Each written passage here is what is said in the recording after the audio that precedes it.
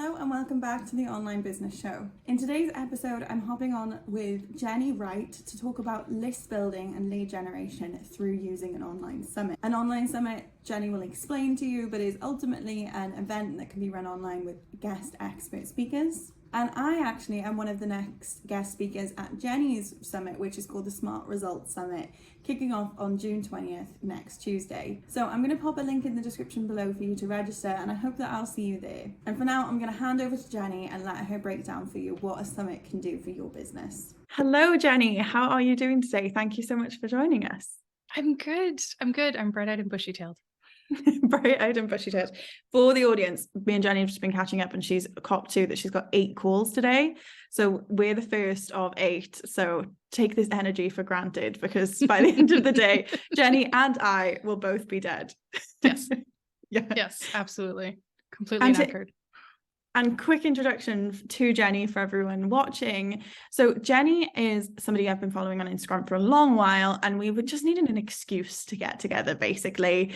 She's been helping business owners grow email lists, generate leads for years. She's the creator of something called the list injection method, and she helps clients and audience generate leads through inbound attraction permission marketing, which, as you all know, is absolutely my stance. We've got a lot of things in common. But a big thing that Jennie and I don't so much have in common, actually, is that Jennie runs so many online summits for herself and on behalf of clients. And we got chatting about this, and I just became fascinated. And I wanted to give Jennie a bit of a platform to talk about it and give you guys a chance to hear about what she does and why. So I'm going to kick things over to you then. Tell us, what is an online summit? Online summits have really evolved, right? So they're probably at least a decade, if not about 15, maybe 20 years old max. They used to be telesummits, where you'd use like this online conferencing software that used to be used for like office use, and online entrepreneurs started using it to create these online summits. Basically, it is a leveraging of other people's lists. So you pre-record or pre-interview a whole bunch of experts who are all in your niche or niche adjacent, all about a topic that you've created for your summit. And you interview all these people. And then when the time comes, you kind of like set a date in the sand and you say, I'm going to launch this on like June 20th. And all those interviews come out, all those pre-recorded interviews come out, and you distribute them. And all of your experts for like the month prior have been promoting it, saying, hey, I'm going to be on Jennie's event, blah, blah, blah, come and register. Everybody registers on a page. They're completely free 99% of the time. And I always say I should be 100% of the time. People register, they get a ton of information, a ton of value, and it really can catapult somebody's business, either if they're brand new or if they're trying to pivot or if they're just before doing a launch. That's the best time to do that. Love that. But the idea of being able to kind of lean on someone else's list, I always in theory talk about leveraging someone else's audience when you're just getting started. But it's easy to talk about in theory, and it's sometimes quite difficult to get into that position to be able to do it. So love the idea of running a summit to be able to get these people excited that they're speaking and want to talk about you in a roundabout way, because they get to talk about themselves. Absolutely. And there's also an amazing way of doing summits so that you end up being, you as host, end up being the star of the show. Because in the old way of doing summits, it used to be like 21 experts over 21 days. I mean, who has time for that? Weirdly, we've had this it's like 21 experts, 21 days. Now it's 40 experts, 3 days. So it's a little bit more jam-packed. I mean, you can have them as small as 20 experts is totally fine, but it's a shorter span because honestly, our attention spans in the past 10 years have gone to like micro attention spans, and you just give incredible information. And as some of you in the audience might know, I recently took part in my first online summit. I recently went and spoke at an online summit that was marketing for coaches, and it was so much fun. It was really enlightening. And my background before I even ran a business and started all of this 6 years ago was event management. And I used to run in-person expos and summits and events. So it immediately gets me into this frame of mind of like how I could leverage those skills for now my online business in a way I never thought of before. People who are kind of watching this and maybe don't have the insider, they haven't been to a summit before, what are the differences between your kind of traditional face-to-face summit and something that happens online? The easiest thing is you don't have to get out of your seat. Welcome to watching a summit in your pajamas, which got really, weirdly enough, this got really popular, obviously, during the pandemic when in-person events were shut down. We're actually not seeing a transition back to as many in-person events still. We're still seeing either hybrid in-person and online events or just fully online. But the biggest difference, obviously, is you don't have to leave your house. You don't have to get in a plane and travel to some conference and stay in a hotel, which, you as a traveling person probably like, yay. Me, not so much. So that's the biggest difference. The other differences are that it can be quite, there's not as much money involved. So you and I both know that running an in-person event means booking event space, and it's, all the things, all those different ancillary things. With an online summit, your expenses can be as low as you want or as high as you need it to be to actually, increase it. So I've seen entrepreneurs do summits for next to nothing when they're launching their businesses. And then I work with 6- and 7-figure entrepreneurs who are having like $50,000 launches off of the back of a summit, or $100,000 launches off the back of a summit.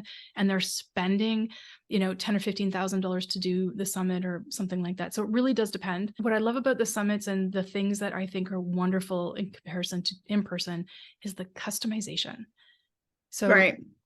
You can make the summit fit your lifestyle, your business style, your personality, all those things, versus having to sort of fit into the mold of what an in-person conference should not have, et cetera.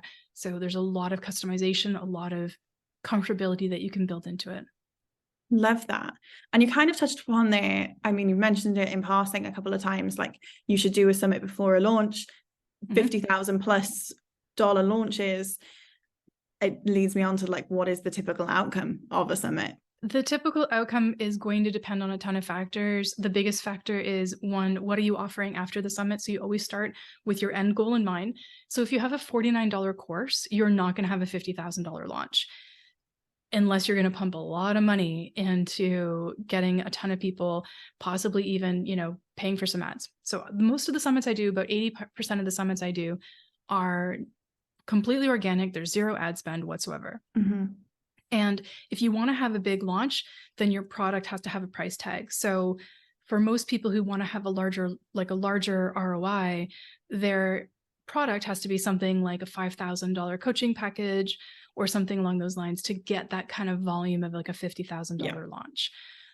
However, that doesn't mean you can't make really big bank off of having a smaller product. So don't be dismayed if your product is a $450 something or other. That just means you have to do it scale. That's all, right? And a summit is a make or break on the speakers. And the worst thing that people do is they don't get to know the speakers. Like you and I have been communicating and like chit-chatting in the DMs for a while, right? Just like having conversation, but we've gotten to know each other. I've watched your socials, you've watched my socials. We kind of have an idea, like we're simpatico with how we look at things. When you're looking to choose your speakers, you do that too, right? So if you look at bringing speakers onto your summit as a transactional thing, like bring person A onto summit X to achieve goal Y, the math won't work, because that person is just a commodity to you and their list is just something you're trying to get at, and they know it and they won't like it. Yeah. If you give a crap about people and have those conversations and how's it going and you're building a relationship, you're creating that reciprocity where, hey, you scratch my back, I'll scratch yours. Summits are an amazing opportunity to create those relationships. And I love that, because post summit, I've probably worked personally with, I don't know, 2 dozen of my speakers doing really cool stuff and affiliate programs and all sorts of stuff. So if you want to kind of have those bigger launches, focus on the speakers, focus on the product, find the right product for the right summit, and get the right speakers that speak to or adjacent to the kind of things that you're talking about.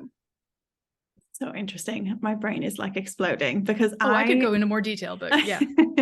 I talk all the time about workshops, and it's a similar concept. Like I see so many online service providers, they do a workshop on a certain topic, they invite a bunch of people, they invite people who aren't relevant, they invite people who aren't aligned. They do workshops on topics that don't align to their business even. They just do it for the sake of doing it because it's a marketing activity. So they're like, I'm going to do a workshop. Everyone told me it'd be great.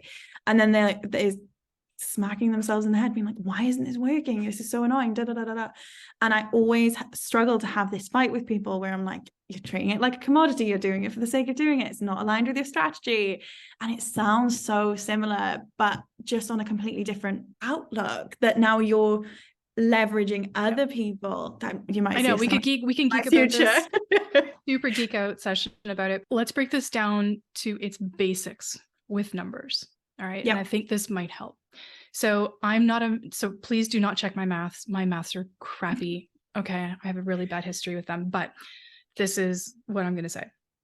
If you want to sell 100 people into your program, product, or service post summit, the math starts growing exponentially to make that happen. So if you have 100 people for your course, whatever it is you're selling, and you're selling it at $100, right? So you need 100 people at $100. That's how you're going to make your money.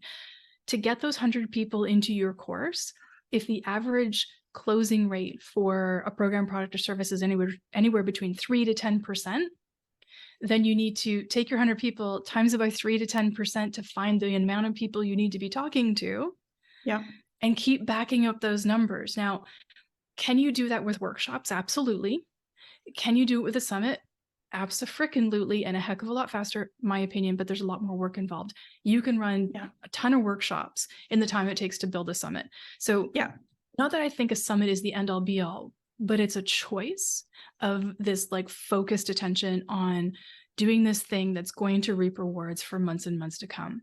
And the math is that if you have 25 to 40 experts, all of them have a list. Now, I hate list minimums. I have a summit coming up, and I have literally somebody on my summit with a list of 250 people, with people on my summit who have a list of 10,000. I do not care the size of the list. I care about how they interact with that list and how connected it is.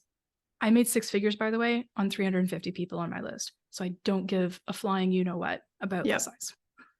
But all that to say that, if you have 25 to 40 speakers and they all promote, and each one brings you anywhere between like 30 and 100 leads, right? So start thinking in those kinds of numbers and percentages, because to achieve your end goal, you need to have the way to bring those leads in. So if you have the goal of 100 people on your program, product, or service, is a workshop going to get you there? Maybe. Is a webinar going to get you there? Not unless you put some money into it in terms of ads. Can a summit get you there? Absolutely, if you put the right work in. So you've got to look, like for me, that's how I look at, and when I talk to entrepreneurs, I'm like, what do you want to achieve first? And then let's work it backwards to see what event style is the right thing for you. Yeah, I love this. And I think almost my brain, I have like 20 million questions that I'm trying to decide which one's the right one. All of them. All of them. Okay, let's take this back. When we're thinking about when is the right time, for me, what naturally comes to mind here is once you exhaust your own network, like do a couple of workshops, test the people that you've already got in your network, the people you've already got in your list. You start getting those leads, you start getting that income coming in, so you at least know you're covered, and then you can start looking to do something bigger scale like a summit, and also 2 birds 1 stone, develop this whole new audience of people that have never come across you before through speakers. Does that sound aligned to what you plan, or do you say from day one? It's a little off. So if we're talking brand new entrepreneurs that have never made a buck at all, then yes, use your plan. If they're 3 or 4 years in, then no, do it in tandem. So what we see with entrepreneurs, and I'm completely at fault with this, is we go after our leads. So we have this like ramp up, we go after our leads, right? All these sales, yay. And then that plateaus off, and then everything starts to dive, and you're like, oh my God, I haven't made a sale in 3 months. This is the worst time to start planning a summit. In my opinion, you should be planning to do a summit when you're still actively trying to pursue leads, because to build out a summit, you need at least 90 days. I recommend 120 days to plan out a really good summit. Please don't do it in less time, because if you do, you will burn out. Do it in a good time frame. But if you can do a summit not when you've exhausted your leads, but when you're actively working your leads, that's going to be the better bet. So then you're not going to have this like period of time where you're working on your summit, but you have no leads coming in, because you're going to start feeling desperate. And desperate people or desperate minds do desperate things. And that's not great. Now, the other side of it is if you've got some money in the bank and you want to focus all of your time on the summit and things like that, and you're able to do that financially, you're okay with that, then do that. But I always recommend continuously pursuing leads. And the great thing about a summit is there's this period before the summit launches, okay? I call it the runway. And it is you're not in promo, you're still finding speakers, you're just doing all the back end stuff. That is the perfect time to be networking, connecting, building relationships, and doing other little smaller projects, right? So when you're doing a summit, you don't want to spend that runway time completely like silent on social, silent with everybody, and be like nose down to the ground. I'm working on my summit and nothing else exists. It's the perfect time to create those relationships and connect with people because other things pop up all the time. Love that. That's the feast and famine that you were talking about comes into so much of the issue with how to have regular income, how to do a million and one things in business, and is, I guess, human nature that you just focus on the thing that's right in front of you. But of course, I've done it too. Feast and famine. I mean, I can look at periods in my business and go, yep, did it then. I think it's human nature. Yeah, I like very vividly remember closing doors in my business and being like, I'm not taking any more clients. And then like 2 months later, I was like, oh my God, what did I do? Yeah, exactly. Trying to backtrack and get back on some leads coming in the door. Exactly. Every time I see those posts, I'm like, maybe you should have a waiting list. Yeah. You know, maybe you should still be cultivating leads. Maybe you should still be doing the thing. There's this entrepreneur I follow. He's actually on my summit. He's really cool. His name is Sean Q. And whenever he's planning something big, you would never know he's planning something big because he's still 100% doing all the things to nurture, find, engage all of those other people. Like you would have no idea that this person is planning like a massive launch based on that. And he does it with a smile on his face. And I'm always like, Sean, I don't know how you're doing it, but you're like a duck on a pond. And he's like, yep. And it's just really cool. It's an admirable quality, I think. Yeah, I love that. I want to loop back around to if people are thinking about doing summits, and I guess we've made it really clear why they should consider it and why it's going to be something that's going to be a really valuable tool in your business if you decide that it's right for you. I'd like to hear more about your story around this though, and why you personally love kind of creating summits and how you ended up going down this route. Oh, okay. Sure. I got the story for you. So back in 2012, I was working in corporate. I was working for a gold mining company. And I know it was a multinational gold mining company. I left the company, really bad fit, just really bad, fit with their style, my style. And I was waiting to find a job. I was actually applying to jobs and actively doing interviews. And my girlfriend, who's a real estate agent, needed help. She's like, do you want to help me? There's this thing called VAs or virtual assistants. Yeah. Can you help me? And I'm like, I had no idea what a virtual assistant was, but I'm like, yeah, sure, no problem. So I started working as a virtual assistant, and then I needed more clients because I decided I was going to make a go of it because I wasn't getting any really good job offers. I started working on Fiverr. Oh, okay. Okay. So this is the beginning of Jennie's career in like 2012. I'm working on Fiverr and quickly went from like the, $5 gigs up to like, I was going to say, was it when it was actually a $5 and people and they, by the way, they take a boatload of that money. You're ending I know. up with like nowadays people charge more on it, but when I remember when the platform launched and it was like, no, you charged a $5. That was the point. Yep, absolutely. And then obviously, by the time like I grew out of that and everything, but this woman hired me on Fiverr to research speakers. Oh, cool. And I was like, what's it for? She's like, it's for a telesummit. I'm like, what the heck is a telesummit? So she kind of explained it to me and I'm like, tell me more.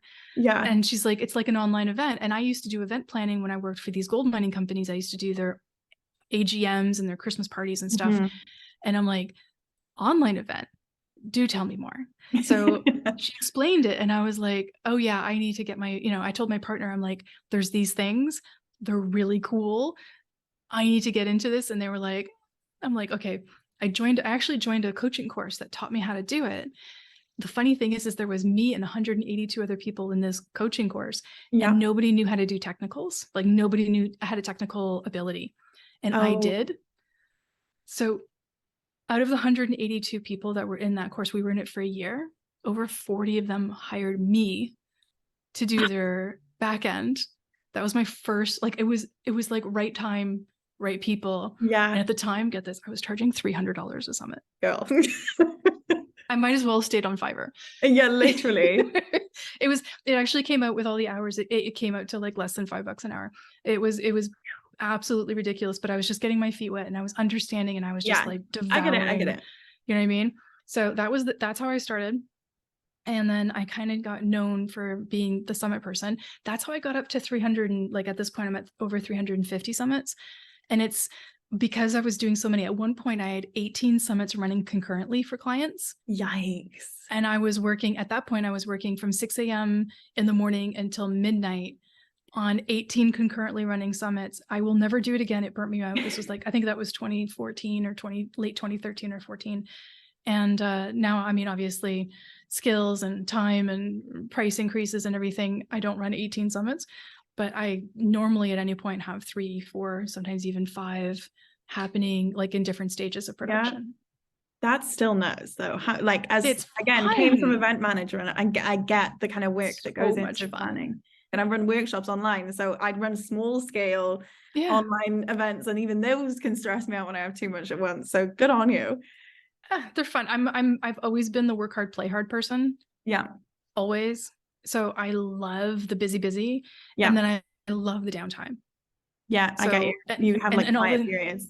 Absolutely. And all the summits are at different levels of production. So like when one person's kicking off, another one's finishing, things like that. So, and they're all at different levels. And quite honestly, I have a team now. Yeah. It isn't just all me. If it was all me, I'd probably be like, no, sister, no, I'm not doing this anymore. But I mean, I've grown, I've got a team behind me, they support me, they build out stuff, they help me, they do all the things. And that makes it a lot easier. Yeah, no, I can imagine that that's necessary at this point. Yes. Okay. So I'm putting myself in the shoes. Well, I'm putting myself in the shoes of people watching, and I'm also now going, oh my God, maybe I need to run a summit. Mm-hmm. And for all the people who are thinking that, from the summit master herself, what would be the first sort of steps that people should think about and consider if they're thinking about running a summit? First thing to consider is, what do you want to get out of it? Yeah. Do you have a launch coming up? Yes. Do you need to add new, fresh people to your list? Yes. Do you have a product or service that you've already proved and that you want to launch? Yes. Awesome. You should do a summit. Yeah. Right. Those are the first thoughts, but that's how we get to a yes. The other thing is time. So if for the next 5 or 6 months, your daughter's getting married, or you're pregnant and you're having a baby, or all those things that could like life altering events, then a summit should probably, I've done summits with people who have were pregnant while we were doing the summit. I had one person actually give birth while the summit, like before the summit even happened. No. And then, yes. And they were like, it'll be fine. I'll give birth. I'll come from the hospital, and then I'll do my Facebook lives. And I was like, oh my God. I know. And I was like, I don't like to be the bearer of bad news, but you're most likely not going to be able to bounce that quickly. Yeah. And if you can, I mean, good on you. Probably shouldn't, even if you can. Yeah. Probably. And that's not to say that women can't bounce back or anything like that. I'm just saying, like, you need some time. Those types of big events tend to weigh heavily in a summit. If you're planning on going to Europe for this summer and being offline, then don't do a summit. Don't do a summit like that. However, for example, you are traveling yet working. You could be in the planning stages of finding, engaging, and booking your speakers. And then I know that you're like thinking of going back home for the fall or something as an example. Mm-hmm. Then you would launch your summit in September. Yeah. You know what I mean? So you're actively working on it in the back end right now. You have great internet connections wherever you've been traveling. Every time I've talked to you, you've had like really cool internet connection. So that seems to be a cool thing. And I mean, now that it's so much easier to do that, technically, yeah, you could do a summit from, Turkey, Bulgaria, Istanbul, Greece, whatever. It doesn't matter. As long as you have an internet connection, you can do it. So the factors that keep you from doing it are most likely mindset. And that's another thing to look at. Can you actively do the things? Do you have a virtual assistant to help support you?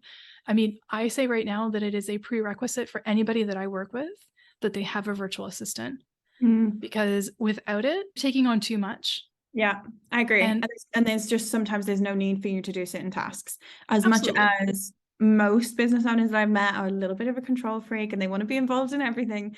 You don't need to collate the list of people that you think could be speakers. You need to talk to them and vet them. But you don't need to like do the admin of Google searching and figuring out who might be a good fit and who to approach. Or to email them afterwards. I mean, I have this week alone, as an example, I have 14 15-minute calls with potential speakers this week alone.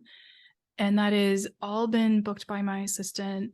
You know, I mean, I found the speakers. I said, hey, you know, awesome assistant, name that I will not share because too many people have picked up my assistant and now I'm begging for hours from him. So I won't share him anymore.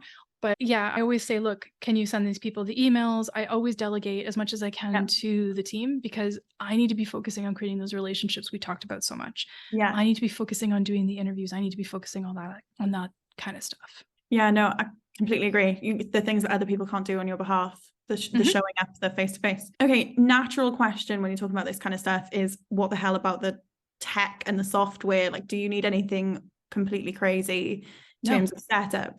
No? Nope. So if you are just starting your business, then there's going to be an outlay of cost, right? Yeah. So you do need to have an email marketing provider. And in my humble opinion, free is not going to be okay. So having a free MailChimp account is not going to cut it. So because your list is going to grow more than the free account can most likely maintain. So I'm a big friend of having budget friendly, but with enough of a tech stack to make it work. So you can do it with an email marketing provider, a Zoom account that's free. You don't have to pay for Zoom to do this. Somewhere to build landing pages. Okay. Preferably not ugly ones. Ugly doesn't work anymore. So make them pretty. Thank you. And if you can't make them pretty, hire somebody. Yeah. Right. So I'm a big fan of outsourcing, as we've been talking about. Yeah. And I've used to build all my pages for my clients and stuff. Of course, I still work on them. And I personally use ClickFunnels, but I also use things like Kajabi. I've used, lead pages, although I'm not a huge fan of how those pages convert, things like that. So find a page builder. I will say one thing. All-in-one is a master of none. Yeah. I hate with a passion. And you can come at me if you want. I will fight you to the end of days. All-in-one. I'm right there with you. Let's go. Right. All-in-one is not the way to go. Right.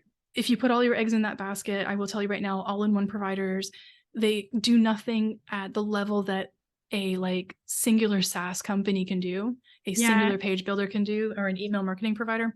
So no, you don't need anything crazy. Cool. And all-in-one usually becomes a nightmare if you ever decide to go away from them, that you've got how you get your data out is always a fight because they're like, no, we know we have flaws. We have to hold you in with something. And that's on purpose. Yep. That wasn't on my mistake. I mean, just try and get your stuff out of one of these platforms when it's time to come. I know. Yeah, I know. So no, you don't need anything crazy, but the more you evolve in your summit building, because but just so you know, one summit's never enough. Like I recommend that you do them on a yearly basis, and eventually you kind of get addicted, but they're fun. You get addicted to the fun, you recover later. Just go to this, you can recover afterwards, just make it happen. And as you grow and you build out your summit prowess, you'll add things in.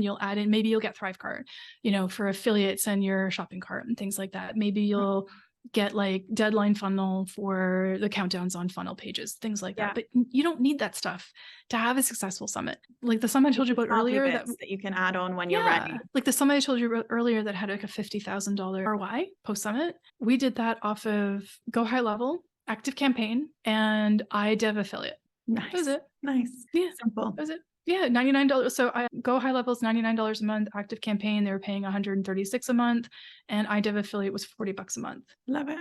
That's it. That's all they had to pay. Yeah, no, I love that because I think people do have this idea that it's going to include, like you talk about the tele summits, like it's going to include one of those softwares where everyone can be in the room together and all of that sort of stuff, and you can pre-record this stuff, you can pop it on landing pages, you can make it work however you need to. It doesn't need to be mega complicated. Yep.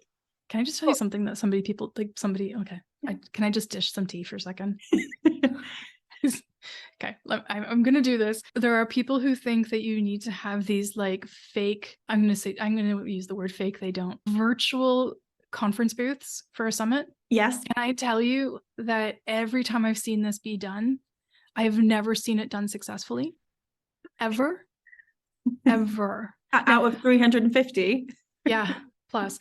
But what is working, and if you want to really make some money for your summit and you want to cover the costs of hiring a VA, hiring a producer like me, paying for the cost of graphics or any of that tech stack, get sponsors. Oh, that's a juicy one. Okay.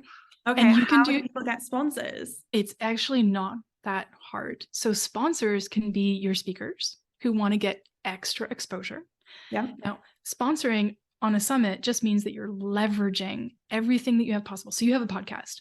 If you wanted to do a summit, you could leverage pre-roll, mid-roll, post-roll as an option. Yeah. You could also leverage your social media. So if you've built up your social, but you don't have a list and you're using a summit to build a list, you can leverage that social media following to get sponsors to help you pay for the things that you want to pay for. So as an example, one of my clients has her sponsor levels at $199, $499, $699, and $999.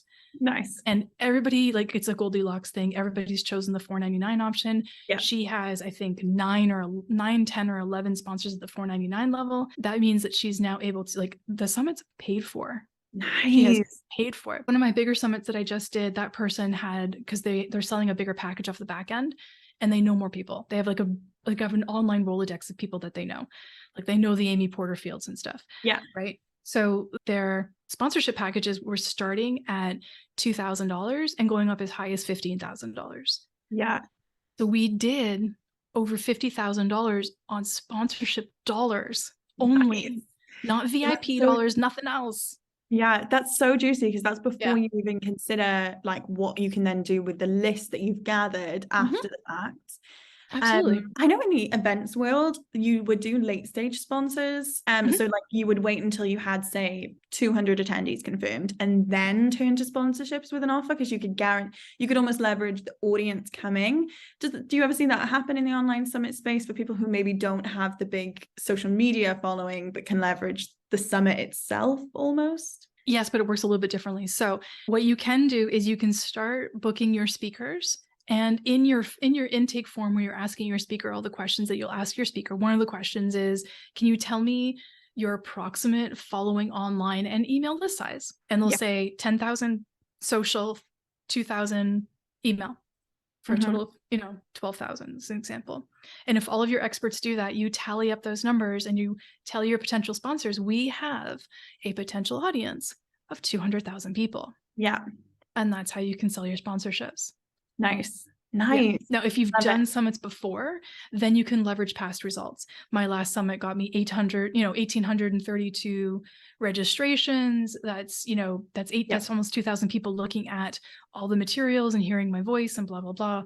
Right. So that can be, a past, in this space, past results can be a promise of future results for summits. Like if you did one really, really well, you could probably mimic it again. So you can use that for your sponsors.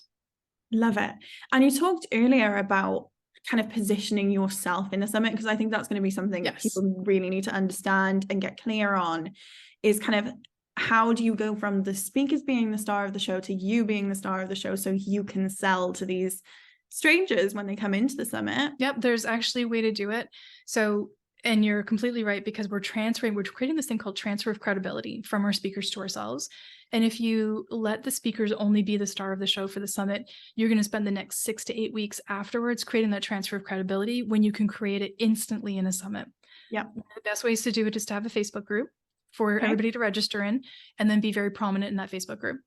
The other thing is to include yourself in your own summit. So start every single day with a live keynote.